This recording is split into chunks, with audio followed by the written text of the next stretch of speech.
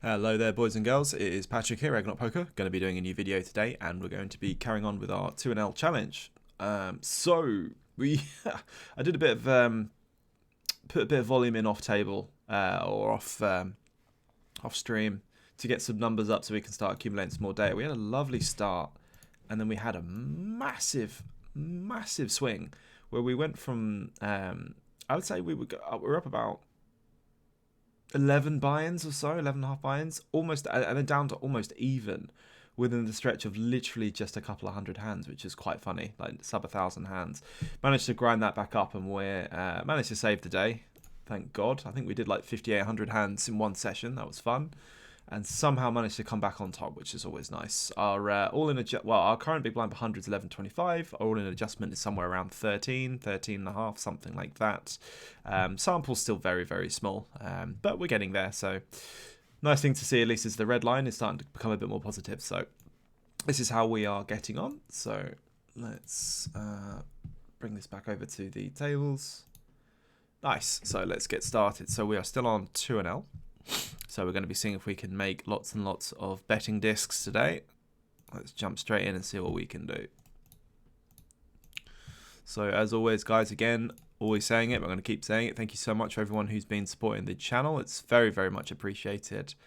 Really, really thankful to everyone who's been liking, subscribing, commenting, joining the Discord, etc., etc. It's made a massive difference, and you know, like I say every time, but like I said, I will keep saying it. It's just, I'm having so much fun making these videos, and my little community is getting a little bit bigger day by day, and getting more subscribers, more Discord members, etc. And yeah, things are good. So positive thoughts ahead, moving forward. So always good. If you like the content moving forward, please like the videos, please subscribe, and please add your comments as well. So all the bullshit out of the way, we will continue with the hands. So again, I didn't really start this as a bankroll challenge, and I still don't technically class it as one. I just thought, as I was doing these videos and giving you guys lots of tips on how to potentially defeat some of these lower end micro stakes if you must play them, and you know, find yourselves here and nothing else to do, I thought I would, you know, get my own feet wet just to show you how it can be done. So what I think we'll do is we will I'm not gonna cap a potential overflow. So what I'm saying is I'm not going to say, oh, $50 to 10,000 and all this sort of jargon. I think what I'm going to do is I'm just going to play, and I'm just going to see how it goes. And you know, if people seem to be giving good feedback and enjoying the content. So as far as it goes, I think it's best to just sort of say, look, we'll just keep providing whatever you guys want to see. If you want to see more 100NL content, 50NL content, micro stakes, etc., then yeah, we'll do that. And keep chucking the content out there as we keep building, as we keep growing as a group. So that's what I think we'll do. Previous hand with the 8-9 suited, I think I'm not gonna bet range multi-way when I've got no equity whatsoever. I think I'm probably just gonna give up on the flop. If we were heads up, maybe we do some betting. I think multi-way, I'm a bit more conservative, or at least a bit more honest. Let's say it like that, I suppose.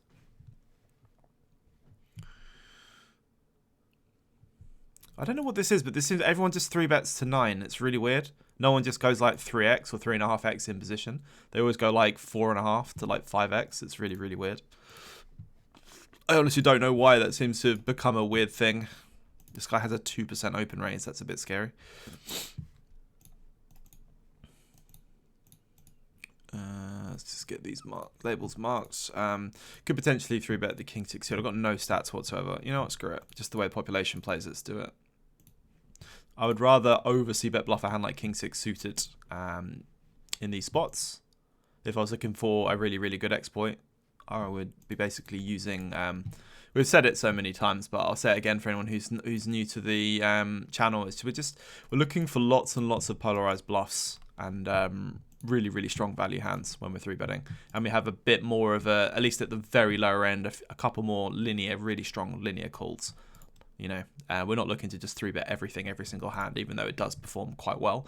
I think against a lot of the tighter villains at the table, we make more money by doing a lot of flatting rather than just sort of 3-betting to sort of counter rake and play a good, strong sort of fundamental strategy. I will be opening this 10-8, I think, especially with 2 recreationals in the blinds. Neither of these guys are very aggressive. They're both quite tight. And as I say that, I get 3-bet, which is quite funny. But this guy's got a very, very tight 3-betting stats. So not really. And also the blinds just play very tight overall. So I think I would rather open wide and fold a bit more to re-raise than anything else. Oh, excuse me. So we get squeezed. Again, people are just going to be extremely value heavy, aren't they? But we're going to be in position. We're most likely going to be multi-way. And we've got a hand that plays relatively well. So we will be defending in position with this one. We're not going to be doing it in, though. If this guy just starts going fucking berserk, then, you know, we're probably just going to get away from it. Facing check. Again, I don't think population has any protected checks. This is most likely like ace-queen, like pair of queens, something like that. So I think it's just exploitative, isn't it? I think I'm just going to bet quite small. Like, what do I think I can target with like queens, jacks, tens? Going to go small. Going to fold versus overbet on table 1. Nines is absolutely in there as well. So I'm not too thrilled with the 9, but again, we still beat hands like 10s and jacks and queens, right? So I think we should bet again. I'm not going to go massive because if I nuke here and he's just got like 10s, he's probably just going to fold, isn't he? So let's go about half pot. I think that's nice to target queens, jacks, 10s, something like that. Maybe he's picked up like ace, queen of hearts or something. I don't think we get raised either because we rip a king quite well.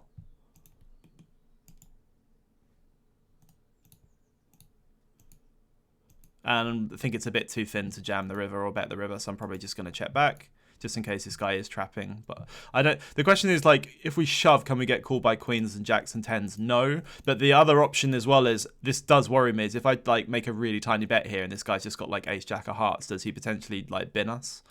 I think the way it's played, I'm just going to check. I think that's probably the best way to play.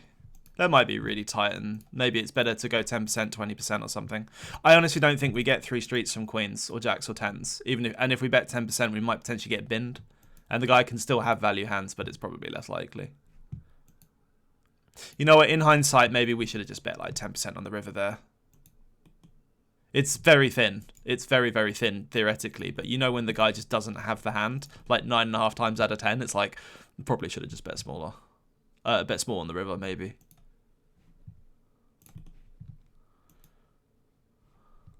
Even though we're not really supposed to get called, but we probably would have done.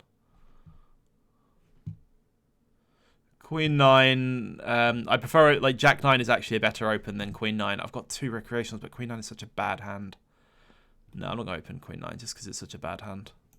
Like literally, Jack 9 does slightly perform better, but I mean, it's not really the end of the world, is it?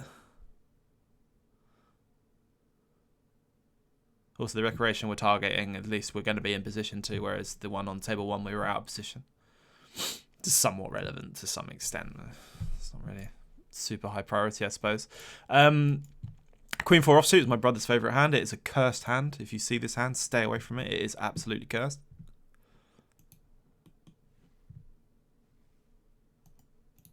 I feel like a nit now. I feel like I could have got my like 10 big blinds on the river against those queens. But it's all in hindsight, isn't it? So again, one of the major exploits that we play is, so I've got this guy tagged as a super nit. This guy's a 16-9 with an 80% fold to steal, 100% fold to 3-bet. This is over about 50 hands. It's not that much. But his opening range under the gun is just going to... He hasn't even opened under the gun yet in 50-odd hands. It's just so tight that calling is going to net us more money. Whereas if he opens ace, queen, ace, jack, and it's probably going to fold a lot versus 3-bet, right? And if he's got a hand like ace, queen, ace, jack, and would have called the 3-bet, we can still try and make a lot of money from that post-flop. So...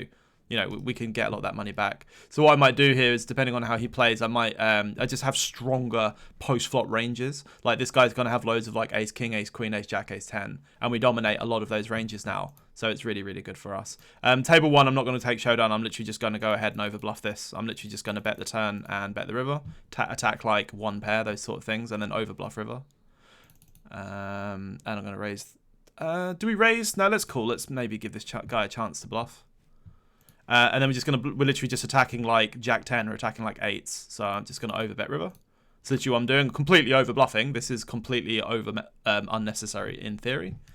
But we're not going to win on showdown, and the way the population plays, we absolutely need to be blasting. So this guy's snap check back the turn. We can still technically be beat, but but if he checks back like ace, queen, or nines, but we are still ahead of a lot of hands. I think if this guy's got a hand like ace, jack of diamonds, I'm going to get a small bet from him. I don't think betting big makes any sense. I'm not looking to bet range. I'm not looking to prioritize anything. I just want to get called by like ace 10, ace jack, something like that. So let's have a little look. Our villain had ace 6 of diamonds. Okay, so had we... I mean, I know it's, again, hindsight, but I'm actually impressed he opened that, to be fair, under the gun, the way his stats were. But, like, he's going to have a lot of hands that open and just don't want to call or 3-bet and will fold a lot. And if he has hands that do continue, like ace queen suited, for example, we can still get loads of that money post-flop as well. So, but having those really, really strong sort of soft-played or underplayed... hands pre-flop, like ace, king, queens, etc. a lot of the time against the super tight, over nitty population, sort of not tags and regs, but really, really tight, nittier opponents. You can exploit them quite well by doing that.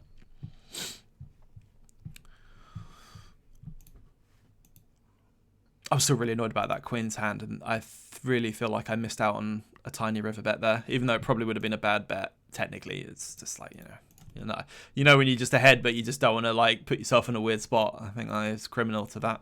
I'm going to call the one big blind with the 4-6. I'm not going to squeeze. We're against 2 Rex. We could hit a decent flop. Our hand is the type of hand, at least, that's going to hit something, or it isn't. It's not going to be dominated too often, so it's pretty cool. See how we go. Kind of hoping the small blind doesn't lead. He does lead. So, again... We should really call this as in like we beat just like jack 10 offsuit with a spade, right? We beat like loads of hands similar to that. But again, just because this guy's bet half pot with multi-way, like it's just this right here is a really marginal situation where I don't know what I'm dodging and I have to make a call on the turn and then most likely a call on the river and don't really know where I'm at. So I don't mind folding. Like if we were heads up, it's a little bit different, but just the way this is played like multi-way, like I don't mind making a tighter, somewhat incorrect fold here. Just because I feel like I don't make, like the way the populations play, they're so tight, I don't feel like I make enough money by making really marginal cooldowns. I would rather completely overbluff situations than have marginal cooldowns most of the time. Had I had a hand like 2 overs there, for example, with a spade and things like that, I'm never folding. If I've got a slightly better pair with or without a spade, I'm never folding. But I think just like bottom of showdown range, like strong ace, like, if I had like ace high, no spade there, or if I had like really, really low pairs without a spade, then I would just fold. I think it's just the easiest way to play. I'm not saying that's the best way to play, but I just feel like the way the populations have been showing me over the last like sort of 10,000 hands, people are very honest. And if they're bluffing, they're going to keep bluffing, and don't, it's kind of just an awkward situation. And we've still got the other guy to act. So like multi-way, that is, we're quite tight. Whereas heads up, we would be mostly calling. So facing donk, when we just against a recreation, we just have it here, don't we? So we don't want to slow play this. I want this guy to have like 8s. I want this guy to have like 6-3, 7-3, queen 3. So do you see? So like I'm just gonna like re-raise. We would be 4-betting a lot table 2 in theory, but I'm not going to be playing that strategy at micro stakes. So I'm literally going to raise, and I'm going to raise really big. I think like 11's good, and then we're just going to blast the turn and then blast the river. So what's villain's likely range at bet calls? So we're still just hoping he has a 3, right? We're hoping he's got like 5-4, ace 5. Obviously 6s now beat us, 5-6. Things like that, right? 7's worst 3x. So we're just going to go about pot, and then I'm going to jam the river, and that's what I'm going to do. If this guy wants to raise, he's going to get all my money because we still beat lots of hands. I don't want to slow play this against a recreational. We just want to just raise. We want to bet big on the turn, and then we want to jam all in. And then the hands he has that we beat, we get the most money from, don't we? We're not looking to sort of trap or play weird, right? When we have it against recreationals, we must just make the money. So we've got a 19-13-2, 90% fold to steal, 0% 3-bet. So this guy has just got a huge hand, right? This guy's got like queens, kings, aces, ace, king. Because he's given us such a ridiculously good price, this is okay to call. 4.5 big blinds to call, knowing what this guy's likely range is okay. because we can just flop top pair and an open ender, right? So we're now potentially we're basically flipping versus overpairs now. We know we have no fold equity against an overpair, so check calling makes the most sense. Check raising doesn't make too much sense against this specific type of player. So just checking and calling is kind of like what I'm looking to do. He might even just check back, but so this guy's gonna have a load of overpairs, right? So we're looking to just improve, and we do, which is nice. So we cannot check this now because villain will check back all his overpairs and will still call. I don't want to nuke this and make him fold aces. So what I'm going to do is I'm going to go about 40%. I think that's enough for him to call like aces, kings, queens. And I'm not going to jam the river because it's the same principle. I don't think he calls aces for an all-in. So I think about half pot's nice just to get called by queens, kings, aces. Let's do that. And obviously calling shove, but if he shoves, we're only chopping, I suppose, against like tens, and we're never beat. So we got the maximum here. Shoving would have been a massive, massive error. Because even though theoretically, you know, you're going to have bluffs, you're going to do this and whatever, it doesn't matter. It's just we know what the guy's likely hand range is. I'm guessing queens, king, aces.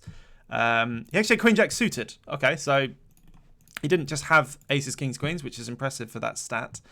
But again, like, had I shoved, that likely range of, like, overpairs, etc., like, wouldn't call. Or most of the time, anyway. If he was a bit like a splashy fish, it's a bit different. But he's a death knit, so don't scare them off. If you, like, it's a four-liner, right? If you've got aces there and the guy just starts sledging turn and then jamming river, you never call with an overpair there, right? So it's like, they won't either. And they're playing 20 times tighter than you are.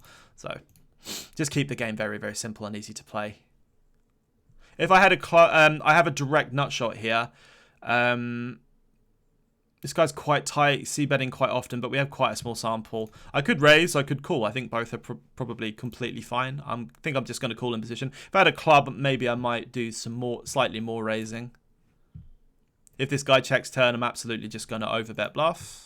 We don't care that we don't have a club. These people don't have protected checks. This guy's best hand, most likely, apart from like a death hand, is something like an ace on the turn. So what I'm going to do is I'm just going to bet really, really big on the turn, and then I'm going to bet really, really big on the river, and just try and fold out. Like, even if this guy has a hand like ace jack, ace queen, he might fold directly or he might call, and then he'll probably most likely fold river.